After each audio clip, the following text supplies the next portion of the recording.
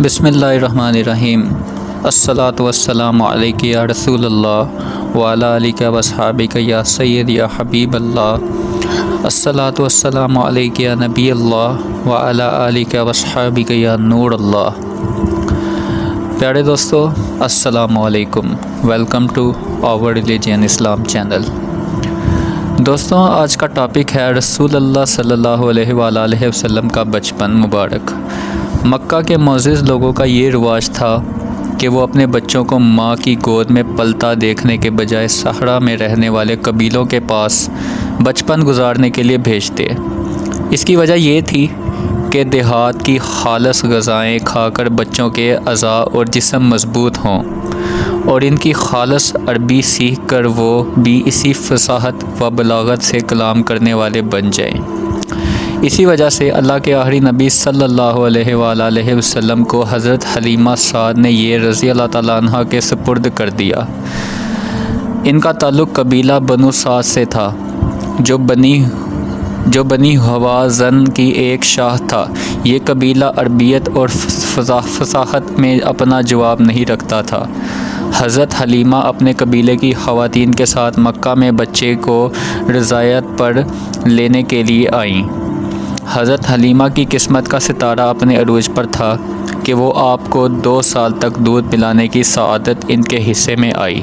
सुभान अल्लाह। दूध पिलाने की बरकतें। बाज़ रवायत के मुताबिक बीबी हलीमा के अलावा मज़ीद 6 खुशकिस्मत ख़वातीन आका करीम सल्लल्लाहु अलैहि वसल्लम को दूध पिलाने का शरफ़ हासिल किया। इन तमाम औरतों को दौलत ईमान नसीब हुई, जबकि हज़रत हलीमा को दूध पिलाने की खिदमत का ये इनाम मिला कि उनका पूरा घराना दौलत ईमान से माला माल हुआ। हज़रत हलीमा के शोहर हज़रत हारिस रज़ी अल्लाह ताला अन्हु सज्जादे अब्दुल्ला बिन हारिस और 2 सज्जादियाँ अनीसा बिनते हारिस और जुदामा बिनते हारिस हैं।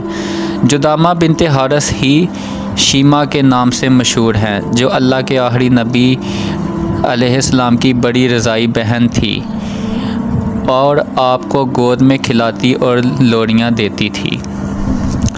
बचपन के वाक़यात व बरक़ात। हज़रत हलीमा साद रज़ी अल्लाह ताला अन्हा जब अल्लाह के आखिरी नबी सल्लल्लाहु अलैहि वसल्लम को लेने के लिए आपके मकान आलीशान पर पहुंची तो फरमाती हैं, मैंने देखा है कि आप सफ़ेद कपड़े में लिपटे हुए हैं। आपके पास से खुशबुएँ उठ रही हैं। सब्ज़ रंग का रेशमी कपड़ा नीचे बिछा हुआ है। पीठ के बल आराम फरमा रहे हैं। मैंने आहिस्ता से करीब होकर अपने हाथों पर उठाकर आपके सीना मुबारक पर हाथ रखा तो आप मुस्कुराने लगे। अपनी सरमगे आँखें खोल दी और मुझे देखने लगे। मैंने महसूस किया कि इन आँखों से अनवार निकल रहे हैं और आसमान को छू रहे हैं। बेअख्तियार होकर मैंने आपकी दोनों आँखों के दरमियान बोसा दिया और आपको अपने सीने से लगा लिया। जब आप रज़ी अल्लाह ताला अन्हा दूध पिलाने बैठी तो नबूवत की बरकतें ज़ाहिर होने लगी। खुदा की शान के हज़रत हलीमा रज़ी अल्लाह ताला अन्हा के इस कदर दूध बढ़ गया कि आप और आपके रज़ाई भाई अब्दुल्ला बिन हारिस ने खूब पेट भरकर दूध पिया और दोनों आराम से सो गए। रसूलुल्लाह सल्लल्लाहु अलैहि वसल्लम अपनी रज़ाई वालदा का सिर्फ़ एक तरफ से दूध पीते, दूसरी तरफ से वो पिलाना भी चाहती। तब जब नोश नाम फरमाते कि वो भाई का हिस्सा था, ये इस बात का इशारा था कि अदल व इंसाफ का बोला बाला करेंगे।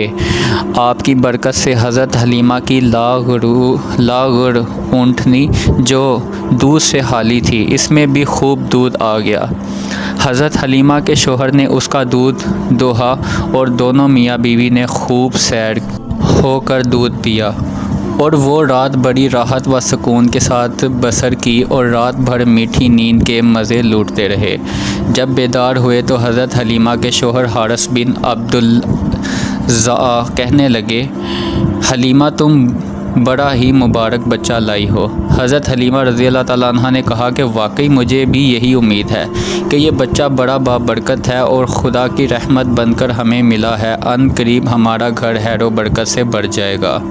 हज़रत हलीमा फरमाती हैं कि کہ جب ہم رسول اللہ صلی اللہ علیہ وسلم کو لے کر مکہ شریف سے اپنے گاؤں کی طرف روانہ ہوئے تو میرا وہی خچر جو پہلے کمزوری کی وجہ سے قافلے والوں سے پیچھے رہ جاتا تھا اب اس قدر تیز چلنے لگا کہ کوئی دوسرا سواری اس کا مقابلہ نہ کر سکتی تھی۔ سبحان اللہ۔ اللہ کے آخری نبی صلی اللہ علیہ وآلہ وسلم جب سے حضرت حلیمہ سعد یہ رضی اللہ تعالیٰ عنہ کے پاس آئے، ان کے جانور بڑھنے لگے، ان کی عزت میں اضافہ ہوا اور خیر و برکت نصیب ہونے لگی۔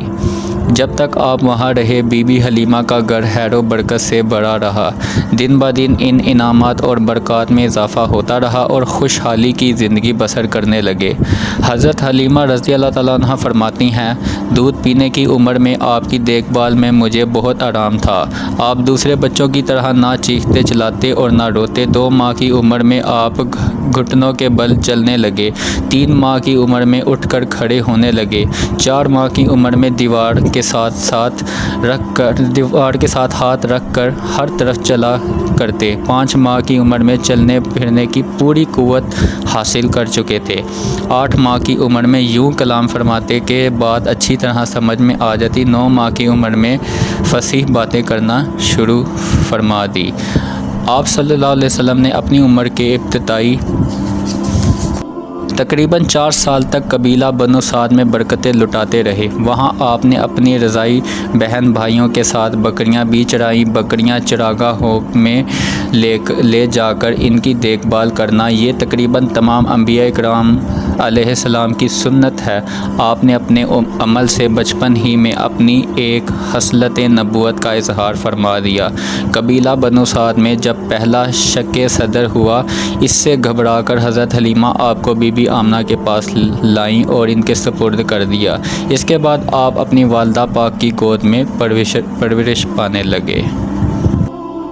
میرے پیارے نبی حضرت محمد صلی اللہ علیہ وسلم، حضور نبی کریم رؤوف الرحیم صلی اللہ علیہ وسلم نے اپنی زندگی میں نہ بچپن میں کسی کو تکلیف دی، نہ جوانی میں تکلیف دی، نہ بڑھاپے میں تکلیف دی۔ حضرت محمد صلی اللہ علیہ وسلم کی ٹوٹل زندگی 63 سال تھی اور آپ صلی اللہ علیہ وسلم نے کبھی زندگی میں کسی کو تنگ نہیں کیا، ہمیشہ دوسروں کو سکون ہی دیا ہے۔ خود ان ظالم لوگوں نے حضور صلی اللہ علیہ وسلم پر ظلم کیا، لیکن آپ صلی اللہ علیہ وسلم معاف فرماتے رہے۔ کہنے کا مطلب یہ ہے کہ ہم انسان معاف تو نہیں فرماتے، لیکن ہمارے پیارے نبی حضور نبی کریم رؤوف الرحیم صلی اللہ علیہ وسلم سے بڑھ کر کوئی انسان نہیں تھا جنہوں نے ساری امت کو معاف کر دیا۔ اور قیامت کے دن بھی ہماری شفاعت کے لیے ہمارے پیارے نبی صلی اللہ علیہ وسلم ہی حاضر ہوں گے۔ 7 انبیاء کرام میں سب اللہ سے اپنی اپنی مدد مانگ رہے ہوں گے، لیکن ایک آواز آئے گی اور لوگ اس آواز کا طواف کریں گے کہ یہ آواز کہاں سے آ رہی ہے۔ جب نظریں طواف کرتے کرتے آواز کی طرف جائیں گی تو دیکھیں گے آپ کے اور میرے پیارے نبی حضرت محمد صلی اللہ علیہ وسلم اللہ کے آگے جھولی پھیلائے دعا کر رہے ہوں گے کہ اے اللہ میری امت کو بخش دے۔ جزاک اللہ۔